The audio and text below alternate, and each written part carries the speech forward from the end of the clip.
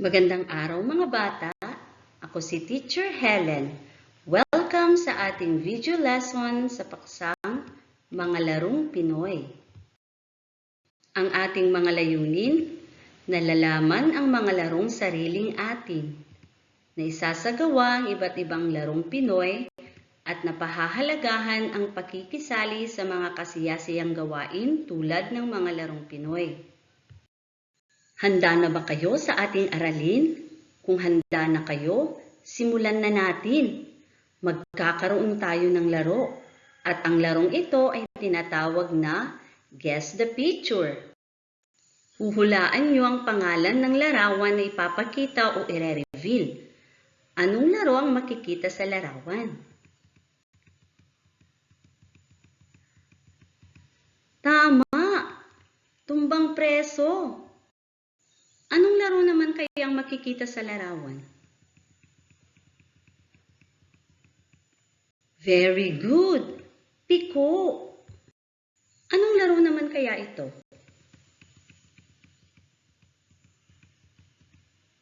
Tama!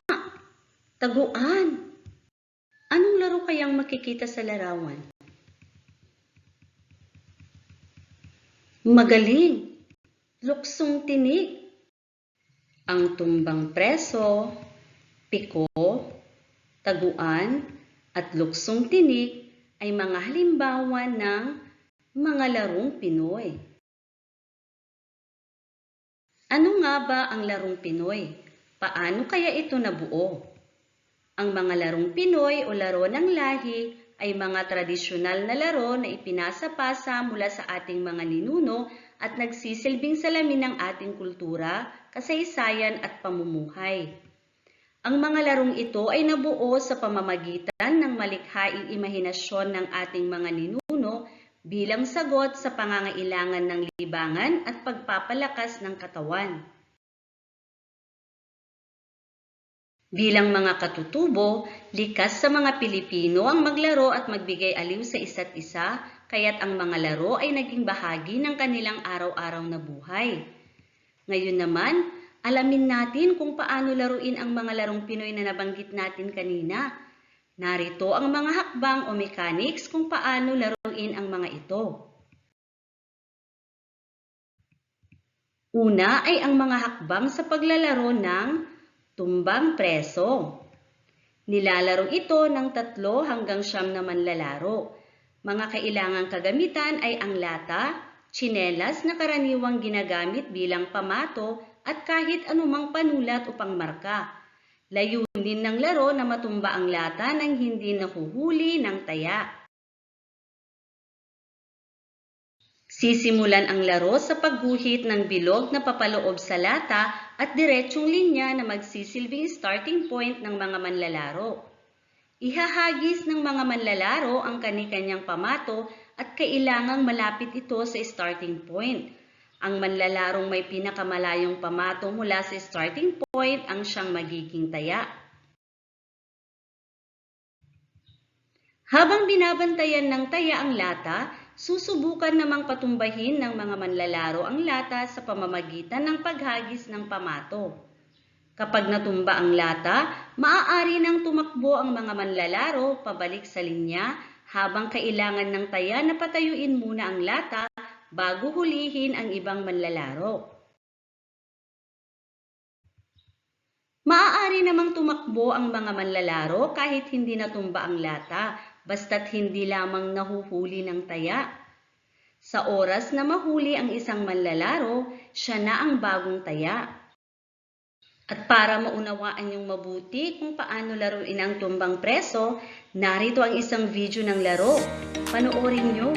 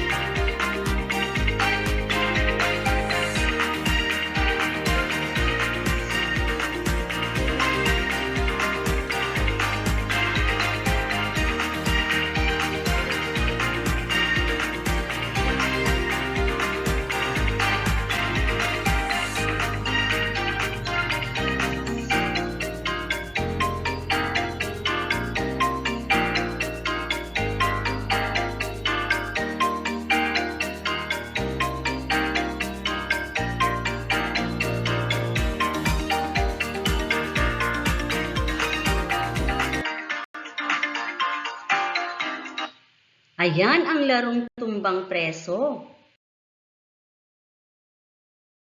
Mga hakbang sa paglalaro ng piko.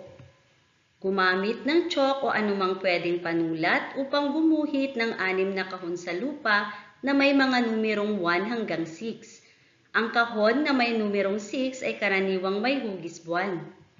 Maghanda ng pamato tulad ng bato, anumang patag na bagay na maaaring ihagis. May kani-kanyang pamato ang mga manlalaro at malalaman kung sino ang unang maglalaro sa pamamagitan ng pagbato ng mga pamato at palapitan nito sa itatakdang marka.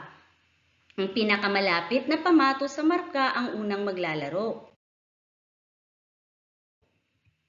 Ihagis ang pamato sa unang kahon o numero 1 nang hindi tumama sa linya. Pagkatapos, tumalon gamit ang isang paa sa bawat kahon simula sa numero 1 hanggang sa numero 6. Pagdating sa dulo, magbalik loob at dumaan muli sa mga kahon, ngunit sa pagkakataong ito, iwasang tapakan ang kahon kung saan nakahulog ang pamato. Sa pagbabalik, kunin ang pamato mula sa kahon na may numerong 1 na hindi tumama sa mga linya o hindi nawawala ang balanse. Ihahagis niya naman ngayon ang pamato sa numero 2 at tatalon sa numero 1, lalaktaw sa numero 2 at pataas at pabalik na naman at kukunin ang pamato. Paulit-ulit lang hanggang sa makarating siya sa pinakamataas na numero. Patalikod niyang ihahagis ang kanyang pamato at kung saang hugis ito pumatak ay bahay niya ito at hindi na maaaring tumapak dito ang mga kalaban. Sa huli, kung sino ang may pinakamaraming bahay, siya ang panalo. Narito ang video kung paano laruin ang piko.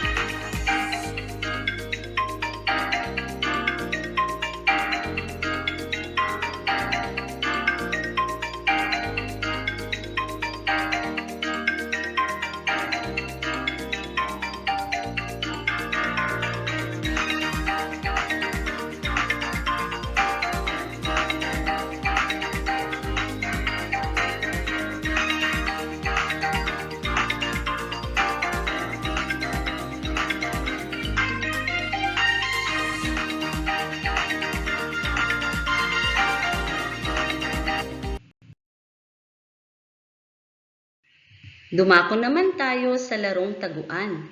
Narito ang mga hakbang kung paano ito laruin. Ang mga manlalaro ay magpapasya kung sino ang magiging taya. Karaniwang ginagamit ang pamamaraang maiba-taya kung saan ang bawat isa ay maglalabas ng palad, pataas o pababa, at ang may maiba ay siyang magiging taya. Maghahanap ng isang ligtas na lugar na magsisilbing base o home base kung saan ang taya ay magbibilang at ang mga nagtatago ay maaaring magtago. Ang taya ay pupunta sa base Tatakpan ang mga mata gamit ang braso at magsisimulang magbilang ng malakas hanggang 10. Habang nagbibilang ang mga nagtatago ay maghahanap ng matataguan.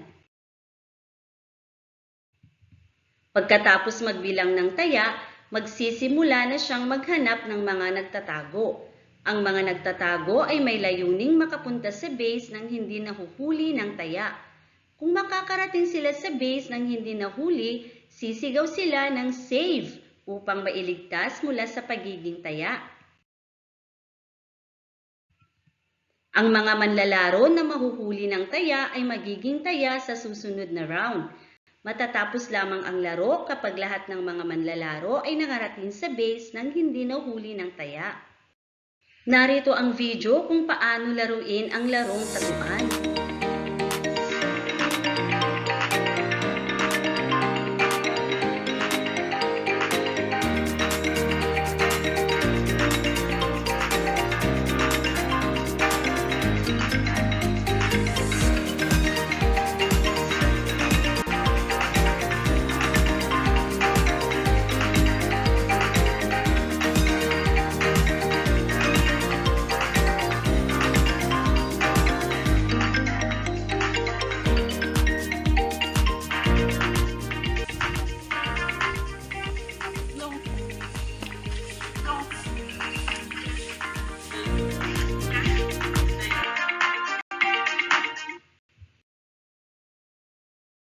Mga hakbang sa paglalaro ng luksong tinik.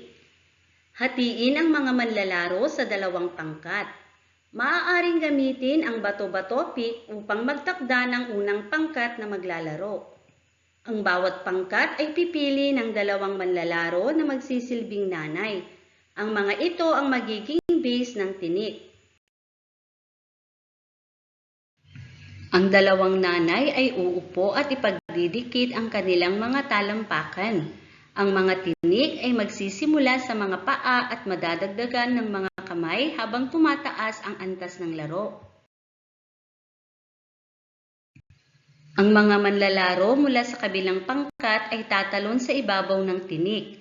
Ang layunin ay makatawid ng hindi tumatama sa mga kamay o paa ng nanay. Kapag matagumpay na nakatalon ang lahat ng miyembro, magdadagdag ng isa pang kamay sa tinik.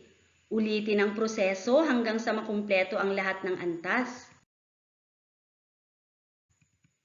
Ang laro ay pagtatapos kapag ang isang pangkat ay hindi na nakatalon ng matagumpay nang hindi tumatama sa tinik. Ang pangkat na ito ang magiging taya sa susunod na round.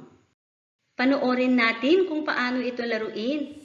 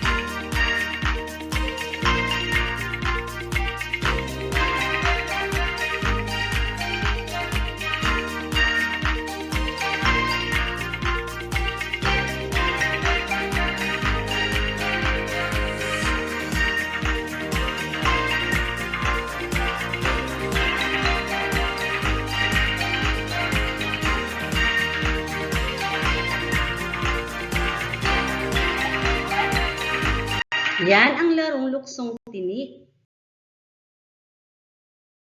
Ngayon, magkakaroon tayo ng gawain. Ipares ang mga larawan ng larong Pinoy sa tamang tawag sa mga ito. Pagdugtungin ang larawan at ngalan nito sa pamamagitan ng guhit. Number 1. Tama, tumbang preso. Pangalawa, piko, very good. Pangatlo, magaling, taguan. Pang-apat, tama, luksong tinik. Tandaan na ang iba't ibang larong Pinoy ay nagbibigay sa atin ng pagkakataong matutuhan na makisama sa ibang tao at magkaroon tayo ng malusog na pangangatawan. Ngayon naman, maglabas kayo ng lapis at papel. Sagutan ang gawaing ito. Tukuyin kung alin sa mga larong Pinoy na iyong napag-aralan ang inilalarawan sa bawat pangungusap. Piliin ang sagot sa kahon. Isulat ang sagot sa sagutang papel. Ang inyong pagpipilian, luksong tinik, larong Pinoy, taguan, tumbang preso, at piko. Una, ito ay ang laro na isinasagawa na may isang taya na maghahanap ng mga manlalarong nagtatago. Pangalawa, layunin ng larong ito na matumba ang lata ng hindi nahuhuli ng taya. Pangatlo, ito ay ang laro na ginagamitan ng pamato. Gagamitin ito upang makausad sa bawat kahon gamit ang paghakbang sa tama nitong pagkakasunod-sunod. Pang-apat, layunin ng larong ito na makatawid ang mga manlalaro nang hindi tumatama sa mga kamay o paa ng nanay. At ang panghuli, ito ang tawag sa mga larong ginawa ng mga Pilipino. Tignan natin kung tama ang inyong mga sagot. Lagyan nyo ng check kung tama ang sagot ninyo. Number 1. Ito ay ang laro na isinasagawa na may isang taya na maghahanap ng mga manlalarong nagtatago. Ang sagot ay taguan. Number 2. Layunin ng larong ito na matumba ang lata nang hindi nahuhuli ng taya. Ang tamang sagot ay tumbang preso. Pangatlo, ito ay ang laro na ginagamitan ng pamato. Gagamitin ito upang makausad sa bawat kahon gamit ang paghakbang sa tama nitong pagkakasunod-sunod. Ang tamang sagot, piko. Number 4. Layunin ng larong ito na makatawid ang mga manlalaro nang hindi tumatama sa mga kamay o paa ng nanay. Ang tamang sagot ay luksong tinik. Number 5. Ito ang tawag sa mga larong ginawa ng mga Pilipino. Ang tamang sagot ay larong Pinoy. Sino sa inyo ang nakakuha ng 5? Very good! Para sa susunod na gawain, magtawag ng mga kasama at pumili ng isa sa mga larong Pinoy na napag-aralan at isagawa ito. Siguraduhin na sundan ang mga hakbang sa pagsasagawa ng napili ninyong larong Pinoy. So, enjoy kayo sa paglalaro. Maraming salamat sa pakikinig.